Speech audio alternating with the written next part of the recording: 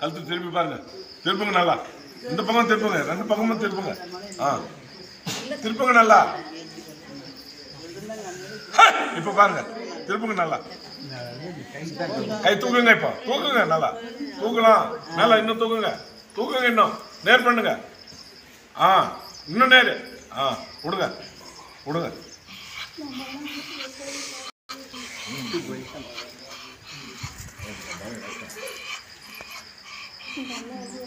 கை தூக்குங்க. தூக்குங்க நல்லா. தூக்குங்க. நேர் பண்ணுங்க. நேர் பண்ணுங்க. அப்படி பண்ணுங்க. விட்டுடுங்க. இது மட்டும் நல்லா உட்காருங்க. தப்பங்கால் போட்டு முட்டிங்க கொஞ்சம் கீழே விடுங்க. அப்படியே ஃப்ரீயா இருக்கா இப்போ?